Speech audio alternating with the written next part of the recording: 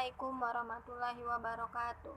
Saya akan menjelaskan materi 13, yaitu bercermin pada peradaban Islam pada masa kejayaan. Yang pertama, perkembangan ajaran Islam. Risalah Islam dimulai pada tahun 611 Masehi, pada saat Nabi Muhammad SAW diangkat sebagai Rasul dan diteruskan oleh Khulafaur Rasyidin selama kurun 632 sampai 660 Masehi. Kemudian dilanjutkan oleh Daulah Umayyah kurun 661 sampai 750 Masehi dan Daulah Abbasiyah kurun 750 Masehi sampai 1258 Masehi. Umat Islam mencapai kejayaan di masa Khalifah Abdurrahman Ad-Dakhil atau 756 sampai 785 Masehi dan Khalifah Harun Ar-Rasyid kurun pada tahun 786 sampai 809 Masehi. Di bidang peradaban dan ilmu pengetahuan, umat Islam pernah berjaya kurang lebih selama 7 abad, antara abad 7 hingga abad 13. Kejayaan tersebut membuahkan kemajuan baik di bidang pendidikan, perekonomian, pertanian, dan kedokteran serta lain sebagainya. Hasil yang dicapai umat Islam ketika itu tercatat dalam lembaran dunia hingga sampai kini.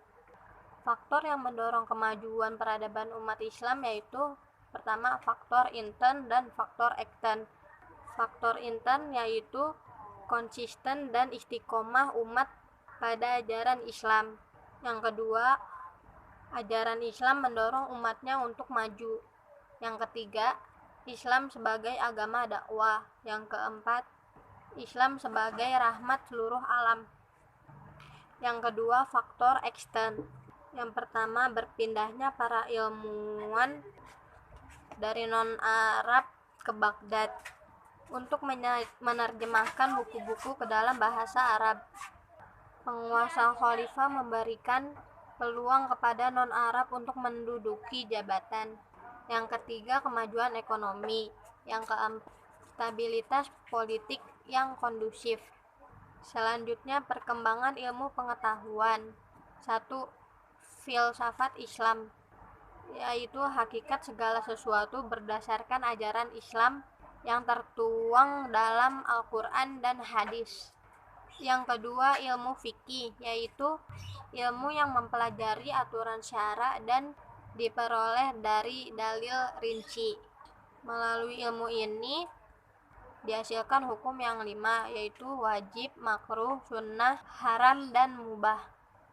Beberapa tokoh ilmu fikih yaitu Imam Hanafi, Imam Maliki, Imam Syafi'i, dan Imam Hambali. Yang ketiga yaitu ilmu tasawuf, yaitu ilmu yang membahas mengenai tata cara penyucian diri dari segala sifat tercela. Adapun beberapa tokoh ilmu tasawuf ini yaitu Imam Al-Ghazali, Robi'ah Al-Adawiyah, Abdul Farid Zunnun Al-Misri, Abu Yazid Al-Bustami, dan Al-Hallaj. Yang keempat, ilmu kedokteran, yaitu ilmu yang membahas tata cara memelihara tubuh agar sehat dan berfungsi dengan baik. Adapun tokoh di bidang kedokteran yaitu Hunain bin Ishaq, Abu Bakar Muhammad Zakaria Ar-Razi, Ibnu Sina, Ibnu Rusyid, Abu Marwan Abdul Malik, Abdul Qasim Az-Zahrawi, dan lain sebagainya. Yang kelima, ilmu sejarah, yaitu ilmu yang mempelajari tentang berbagai masa lampau. Adapun beberapa tokoh ilmu sejarah yaitu At-Tabari, Ibnu Qutaibah, Ibnu Khaldun, dan lain sebagainya. Yang keenam, ilmu geografi. ilmu yang mempelajari perihal keadaan suatu daerah dengan segala kekhasannya.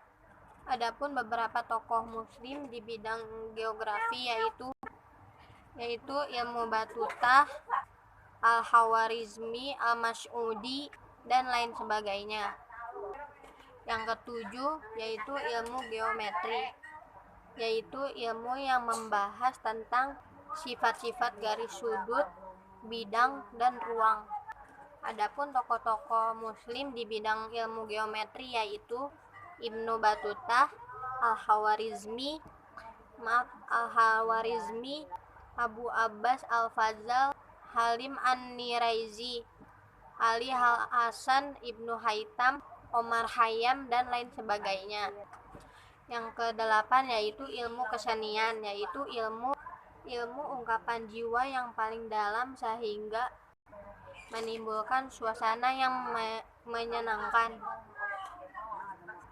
Selanjutnya, pusat-pusat peradaban Islam pada abad pertengahan. Yang pertama, Baghdad.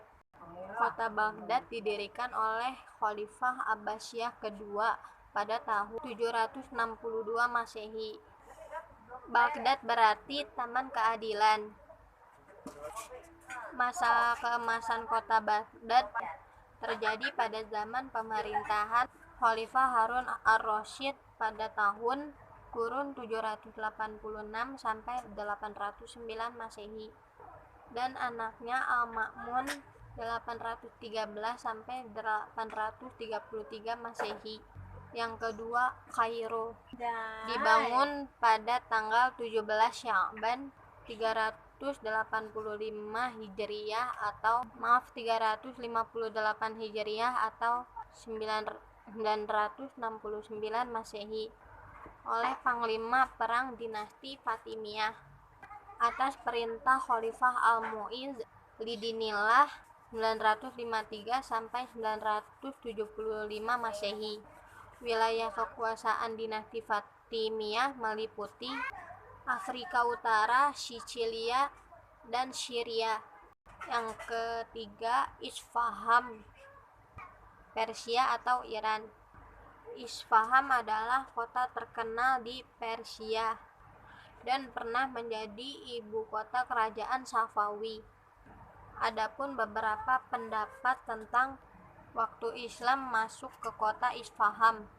Pendapat pertama pada tahun 19 Hijriah atau 640 Masehi, dan pendapat kedua yaitu At-Tabari menyebutkan pada tahun 21 Hijriah atau 642 Masehi.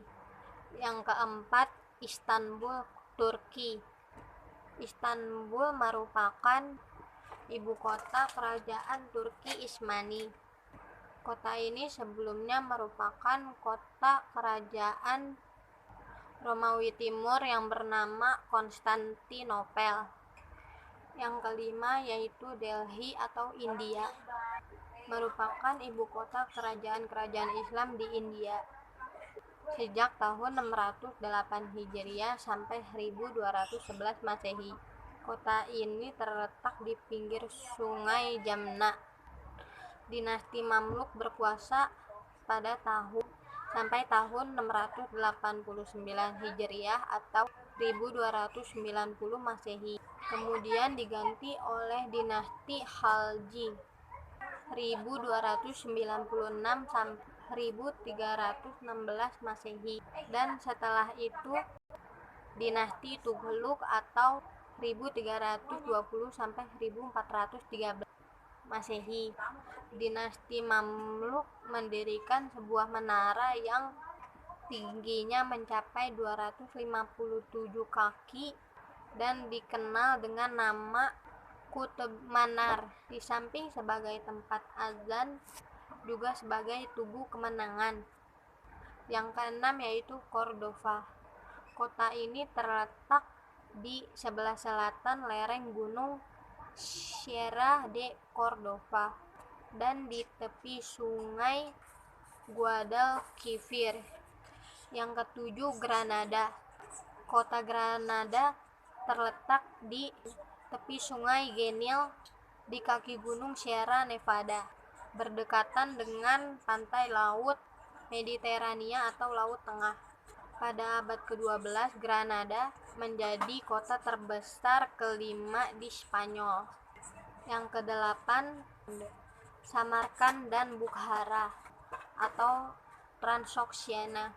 Di Bukhara terdapat makam yang dikunjungi hingga sekarang. Selanjutnya, pengaruh peradaban Islam abad pertengahan terhadap kemajuan di Eropa.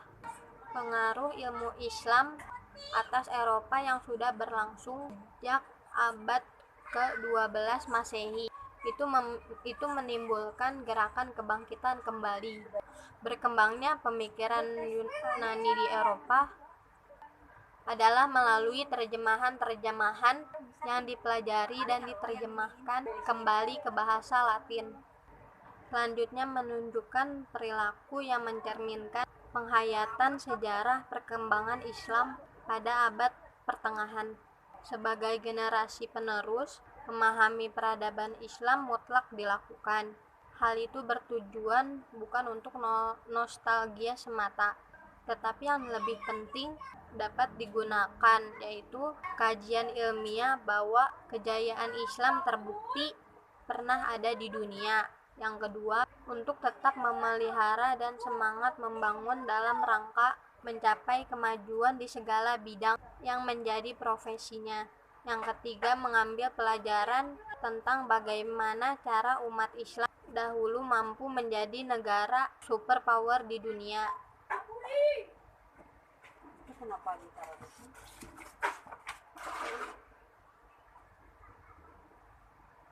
Timbul tanggung jawab yang tinggi untuk senantiasa memperjuangkan tercapainya kemuliaan Islam dan kaum muslimin demi kesejahteraan umat manusia secara menyeluruh.